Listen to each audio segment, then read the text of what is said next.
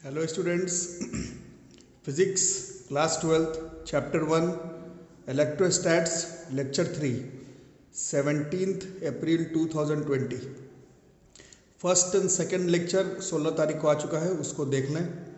Class 12th का physics है, सबसे टफ चैप्टर है इलेक्ट्रोस्टैट्स। मजाक में मत लीजिए। अगर पहला लेक्चर दूसरा लेक्चर नहीं देखा है तो पहले उसको देखिए, उसको कॉपी में नोट करिए, फिर लेक्चर नंबर 3 पर आइए। आधा अधूरा नॉलेज आपको क्लास 12th फिजिक्स में हेल्प नहीं करेगा।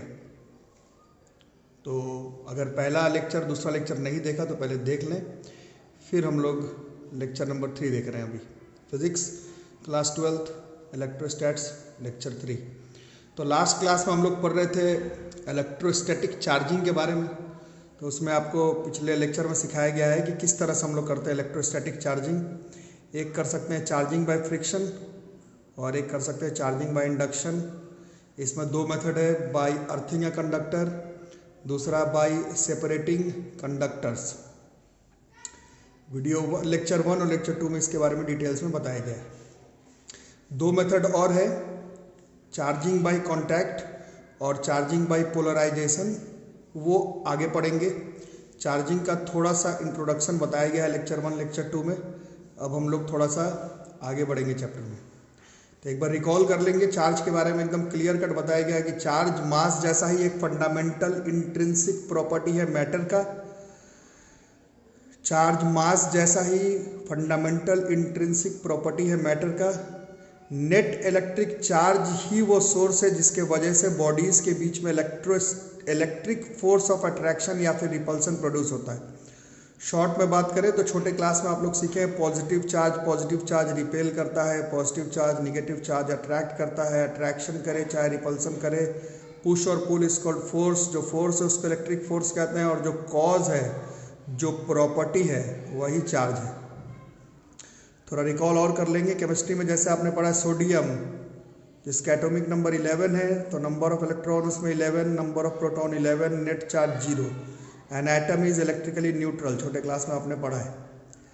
अब 9-10 के कॉन्सेप्ट के हिसाब से बात करें तो सोडियम जब अपना वैलेंस इलेक्ट्रॉन लूज कर देता है तो उसके इलेक्ट्रॉन्स की संख्या बच जाती है 10। बट रदरफोर्ड के और नील बोर के एटॉमिक मॉडल के हिसाब से प्रोटॉन तो न्यूक्लियस के अंदर होता है तो वो लूज नहीं करता है खुद को, तो वो 11 ही बच गया। तो नेट चार्ज जब निकालेंगे तो -10 इलेक्ट्रॉन और +11 प्रोटॉन, तो नेट चार्ज विल बी +1। इस तरह से भी चार्ज डेवलप हम लोग करते हैं, आपने पढ़ा है 9-10 क्लास में केमिस्ट्री में। उसी तरह से chlorine atomic number 17, electron 17, proton 17, net charge 0 according to J Thomson. An atom is electrically neutral. अब ये जब अपना वैलेंस इलेक्ट्रॉन गेन कर लेता है केमिकल रिएक्शन में तो इसके इलेक्ट्रॉन हो गया 18, प्रोटॉन 17 ही रह गए, तो नेट चार्ज हो गया -1।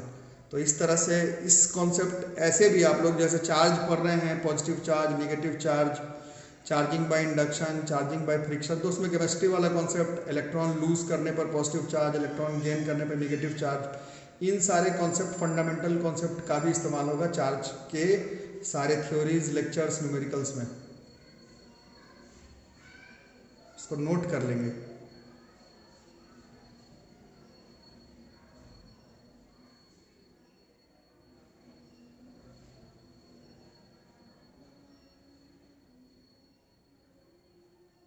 ठीक है, तो थोड़ा बहुत अगर चार्ज के बारे में रिकॉल हो गया 6th क्लास से 10th क्लास तक का कॉन्सेप्ट, तो अब हम लोग थोड़ा प्रॉपर्टीज ऑफ इलेक्ट्रिक चार्ज को याद कर लेंगे।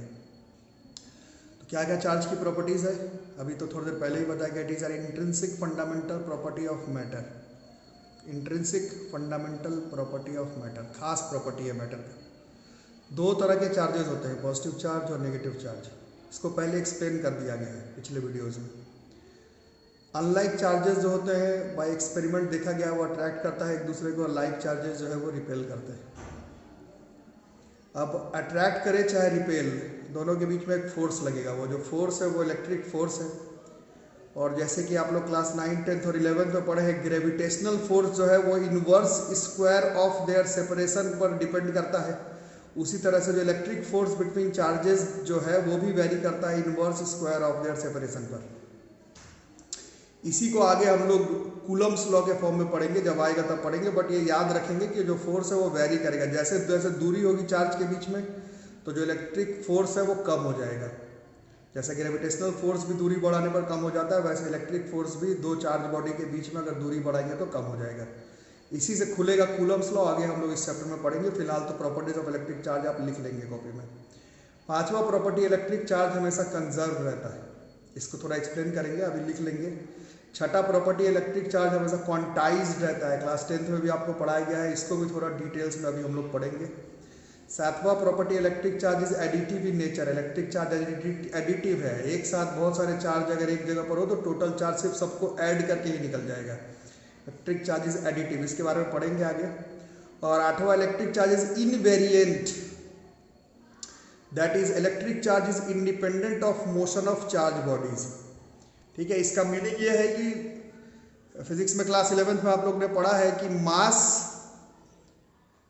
अगर बहुत तेजी से ट्रैवल करे, स्पीड ऑफ लाइट के रेंज में अगर ट्रैवल करे, तो आप लोग पढ़े हैं कि मास आइंस्टीन इक्वेशन के हिसाब से वेरी कर जाता है। ठीक है, बट चार्ज की जो मैग्नीट्यूड है वो इनवेरिएंट है। चार्ज बॉडी किस तरह मूव कर रहा है, कहाँ जा रहा है, नहीं जा रहा है, चार्ज बॉडी के मूवमेंट पर चार्ज के मैग्नीट्यूड पर फर्क नहीं पड़ेगा। That is Q at rest. Charge का जो मैग्नीट्यूड रेस्ट में है, अगर वो चार्ज मोशन में भी आ जाए तो चार्ज का मैग्नीट्यूड जो है वो बराबर रहेगा। This are properties of electric charge, इसको हम लोग नोट कर लेंगे। स्क्रीनशॉट ले लीजिए फटाफट, उसके बाद आप उसको कॉपी में नोट कर लेंगे।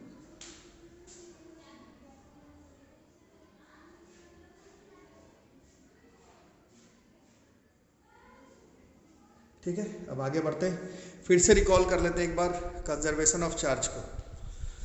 नाम से ही पता चल रहा है, net charge of an isolated system. Isolated system का मतलब सिस्टम आइसोलेटेड होना चाहिए, बाहर से इस पर फिर से कोई फोर्स, कोई चार्ज ऐड वगैरह नहीं करना। एक आइसोलेटेड सिस्टम में जो टोटल चार्ज है, जो नेट चार्ज है आइसोलेटेड सिस्टम का, वो हमेशा कांस्टेंट रहता है। Though it may transfer itself from one body to another of the system. Isolated system में चार्ज एक बॉडी से दूसरे बॉडी पर जा सकता है, बट जो टोटल चार्ज है वो कांस्टेंट रहेगा। इसी को हम लोग law of conservation of charge कहते हैं। ठीक है, मैंने वीडियोस में पहले भी बताया है कि क्लास 12th बोर्ड में ये सब लिखने के लिए नहीं आएगा आपके बोर्ड के एग्जाम में। Right the definition of conservation of charge, ये आपको ठीक से क्लियर होना चाहिए बस। जैसे आपने पिछले वीडियोस में पढ़ा है, ग्लास रड को जब रब करते हैं सिल्क या फिर एम्बर के साथ, तो क्या होता है, ग्लास रड अपना इलेक्ट्रॉन लूज कर देता है, खुद क्या बन जाता है, पॉजिटिव चार्ज।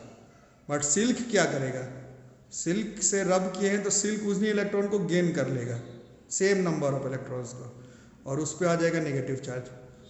तो ग्लास रड ने इलेक्ट्रॉन लूज किया और सिल्क ने इलेक्ट्रॉन गेन कर दिया, तो isolated system of glass rod और सिल्क जो है वो न्यूट्रल नहीं रह गया, तो चार्जेस कंजर्व रहेगा। This is law of conservation of charge.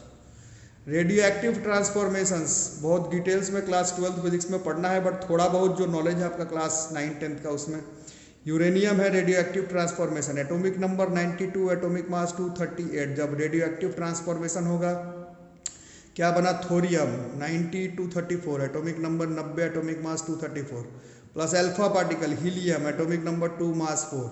तो इसमें चार्ज देखें यूरेनियम का 92 था एटॉमिक नंबर रिएक्शन से पहले, और रिएक्शन के बाद भी अगर 90 और 2 को जोड़ेंगे तो 92 ही हो जाएगा। ठीक है, मास को भी देख रहे हैं तो कंजर्व है, but the topic which we are studying is about law of conservation of charge. Total charge जो है वो कंजर्व रह जाता है रेडियो एक्टिव ट्रांसफॉर्मेशंस में। न्यूक्लियर रिएक्शन देखिए, यूरेनियम का है 92 235, इसको एक फास्ट मूविंग न्यूट्रॉन से जब बम्बार्ड किया जाए, न्यूक्लियर रिएक्शन क्लास 12th में आपको डिटेल्स में पढ़ना है, आगे लेक्चर्स आएंगे, ये बस थोड़ा समझाने के लिए। यूरेनियम 92 235 को न्यूट्रॉन, फास्ट मूविंग न्यूट्रॉन जब बम्बार्ड करेगा, तो आप देखें जेनॉन बनेगा, स्ट्रोंटियम बनेगा, और 2 पार्टिकल फिर से न्यूट्रॉन के बन जाएंगे। ये क्यों हुआ, क्योंकि इसमें law of conservation of charge, charges जो है वो कंजर्व हो जाता है आइसोलेटेड सिस्टम के। This is conservation of charge. Net charge of an isolated system remains constant though it may transfer itself from one body to another of the system. इसको आप लोग नोट कर लेंगे, screenshot ले लें और note कर लें।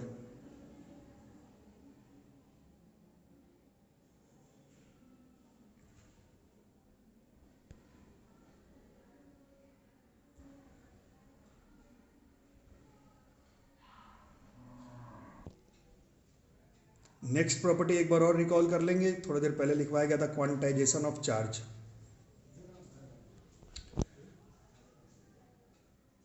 तो क्वांटाइजेशन ऑफ चार्ज में ही आप लोगों को क्लास 12 फिजिक्स इलेक्ट्रोस्टैट्स का सबसे पहला फॉर्मूला आएगा।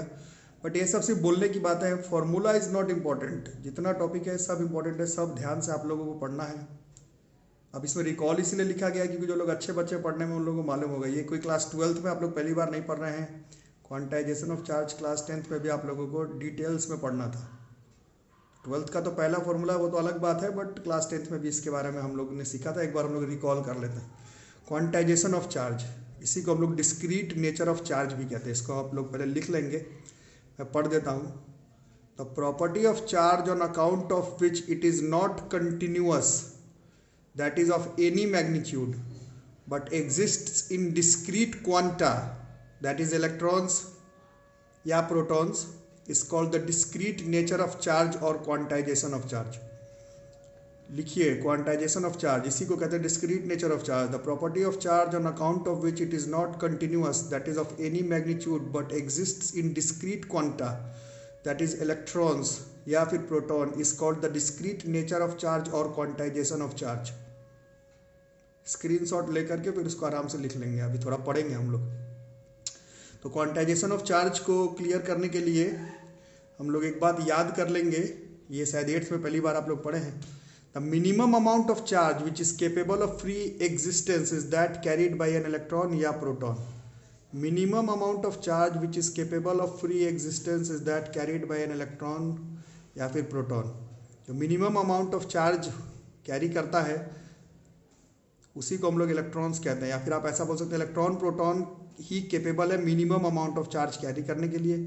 और इसकी मैग्नीट्यूड आप लोग एक्सपेरिमेंटल है, मिलिकन्स ऑयल ड्रॉप एक्सपेरिमेंट से निकलता है। एक्सपेरिमेंट आगे वीडियो में अगर चांस मिलेगा तो मैं बताऊंगा, और उतना जरूरी नहीं, क्लास 10th के बुक में भी दिया हुआ है।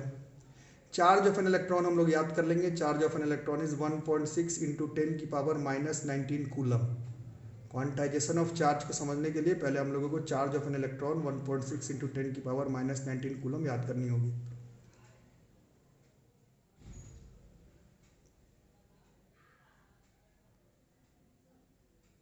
ठीक है, इसको फटाफट समझ लेते हैं। According to quantization of charge, नाम से ही पता चल रहा है क्वांटाइजेशन मतलब क्वांटिटी बताना है चार्ज का, और क्वांटाइजेशन में वर्ड है क्वांटा। क्वांटा सबसे छोटा जो चार्ज है वो इलेक्ट्रॉन कैरी करता है। और एक इलेक्ट्रॉन का चार्ज आप लोग याद कर ले रहे हैं 1.6 × 10⁻⁻19 कूलम। सिंपल भाषा में बात करें तो क्वांटाइजेशन ऑफ चार्ज ये कहता है कि कभी भी बॉडी पर जो चार्ज डेवलप करेगा, चाहे रबिंग से हो, इंड्यूस चार्जेस से हो, इलेक्ट्रॉन वैलेंस इलेक्ट्रॉन लूज करने के वजह से आए, गेन करने के वजह से आए, क्वांटाइजेशन ऑफ चार्ज कहता है कि चार्ज का कोई भी मैग्नीट्यूड नहीं होगा। चार्ज का जो मैग्नीट्यूड होगा वो एक इलेक्ट्रॉन का चार्ज का इंटीग्रल मल्टीपल होगा। नहीं समझ में आ तो गया ही होगा, वैसे फिर भी देख लें। जैसे सोडियम क्लास 10th 9th में आप लोग पढ़े हैं, आउटर मोस्ट में कितना इलेक्ट्रॉन है? एक इलेक्ट्रॉन। क्या करेगा जब क्लोरीन के साथ में आएगा तो अपना एक इलेक्ट्रॉन लूज कर जाएगा। एक इलेक्ट्रॉन लूज किया तो इस पर नेट चार्ज कितना आया? +1। पीछे वीडियो में बताया गया +1 है, बट वो +1 कूलम नहीं है, वो नेट चार्ज +1 है, कूलम क्वांटिटी ऑफ चार्ज नहीं है। Quantity of charge will be n, जो कि एक इलेक्ट्रॉन लूज किया है, E, this is Q = NE। This is quantization of charge. Chlorine के साथ क्या हुआ? एक इलेक्ट्रॉन गेन किया, नेट चार्ज क्या हुआ? -1, बट -1 कूलम नहीं, Q = -1 × E, charge of an electron. This is quantization of charge. Meaning clear है? आप चार्ज कैसे भी डेवलप करेंगे, इंड्यूस चार्जेस से, रबिंग से, इलेक्ट्रॉन आदान प्रदान करके, बट जो चार्ज डेवलप करेगा उसका कोई भी वैल्यू नहीं होगा। उसका जो वैल्यू होगा वो integral multiple of charge of an electron होगा। मैग्नीशियम ऑक्सीजन को साथ में लाएंगे, मैग्नीशियम का आउटर मोस्ट में दो इलेक्ट्रॉन लूज कर गया, नेट चार्ज केमिस्ट्री में पढ़ते हैं कितना हुआ? +2, but quantity of charge is not +2, that will +2E। +2 को चार्ज ऑफ एन इलेक्ट्रॉन से मल्टीप्लाई करेंगे तब this is quantization of charge. Oxygen ने 2 इलेक्ट्रॉन लिया, केमिस्ट्री में पढ़ते हैं चार्ज हुआ -2, बट -2 कूलम नहीं होगा, -2E। This is quantization of charge. Meaning क्या है? मीनिंग यह है quantization of charge, property of charge on account of which it is not continuous. Not continuous का मतलब है चार्ज का कुछ भी वैल्यू नहीं होगा, it exist in discrete quanta. Discrete quanta का मतलब सबसे जो छोटा चार्ज कैरी कर रहा है इलेक्ट्रॉन क्वांटा, उसका जो चार्ज है उसी का इंटीग्रल मल्टीपल ही चार्ज का वैल्यू आएगा। ऐसा नहीं कि क्यू का कुछ भी वैल्यू आ जा रहा है, 10 कूलम, 12 कूलम, 15 कूलम, वैसे नहीं। क्यू जो है वो प्लस माइनस एन ई ही रहेगा, charge of an electron into जितना इलेक्ट्रॉन आदान प्रदान हुआ, q equal to n e. Formula से कुछ नहीं होता है, टॉपिक समझना पड़ेगा। This is quantization of charge, discrete nature of charge.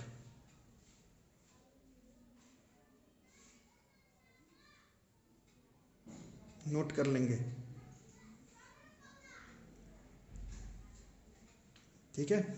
आगे बढ़ने से पहले कुछ और चीज़ें नोट करेंगे, जैसे कि चार्ज के बारे में तब से बात हो रही है, तीसरा लेक्चर चल रहा है। Charge or quantity of charge, इसको हम लोग डिनोट करते हैं स्मॉल क्यू से, कैपिटल क्यू से भी कर सकते हैं, but quantity of charge is generally denoted by small Q, charge is denoted by capital Q, उससे कोई फर्क नहीं पड़ता।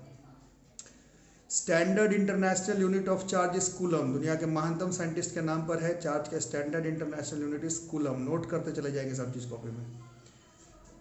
अब जैसे कि आप लोग क्लास 11 तो पढ़े, ज़्यादातर फिजिकल क्वांटिटी का एमकेएस सिस्टम, सीजीएस सिस्टम होता है। चार्ज में थोड़ा मुश्किल है, सीजीएस सिस्टम भी इलेक्ट्रोस्टैटिक में अलग है, इलेक्ट्रोमैग्नेटिक में अलग है, तो उतना अभी नहीं पढ़ेंगे, अभी बस याद कर लेंगे। इलेक्ट्रोस्टैटिक में जो सीजीएस सिस्टम है, छोटा यूनिट है चार्ज का, उसको हम लोग स्टैट कूलम कहते हैं, ESU, electrostatic unit of charge भी कहते हैं स्टैट कूलम। एक कूलम में होता है 3 × 10⁹ स्टैट कूलम, ठीक से लिख लेंगे। और डायमेंशनली क्यू, चाहे स्मॉल क्यू का डायमेंशन, क्यू का डायमेंशन जो है वो AT है। IT भी होता है, आई से करंट है। अभी ये फॉर्मूला अभी आया नहीं है, बट डायमेंशन स्टार्टिंग में याद करके चलेंगे। डायमेंशन इज AT और IT। जो लोग ढंग से तैयारी किए क्लास 11 का, जेईई मेंस का, जेईई एडवांस का, नीट का एग्जाम का, तो उन लोगों को मालूम होगा डायमेंशन जो आपके एंट्रेंस एग्जामिनेशन में आएंगे वो आप ऑप्शन देख करके करेंगे। करंट का अगर आई बोला रहेगा तो आई लेंगे डायमेंशन, ए होगा तो ए, कुछ नहीं बोला रहेगा तो ऑप्शन के हिसाब से हम लोग डायमेंशन फिट करते हैं। AT IT देख करके देखेंगे तो इसको नोट कर लेंगे। Standard international unit of charge is coulomb, electrostatic CGS unit is stat coulomb, charge or quantity of charge is denoted by small q, capital q से भी कर सकते हैं।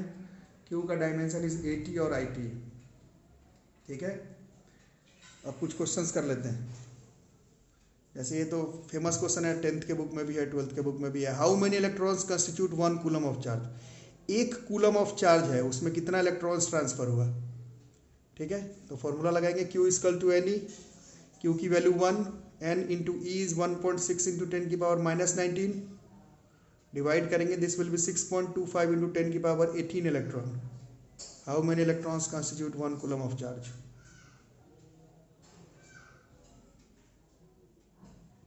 दूसरा क्वेश्चन एनसीईआरटी का है, एनसीईआरटी क्वेश्चन ऊपर मेंशन कर लेंगे। NCERT question, question number 2।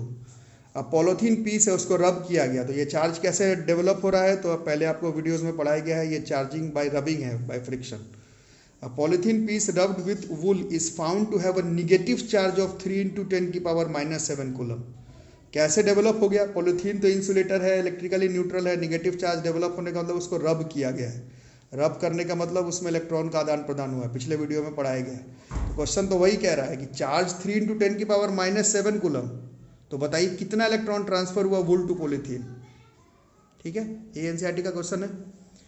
फिर से फॉर्मूला वही, Q बराबर NE, N बराबर Q by, Q is 3 × 10⁻⁷ is 1.6 × 10⁻19, so it comes out to be 1.875 × 10⁻12 electrons.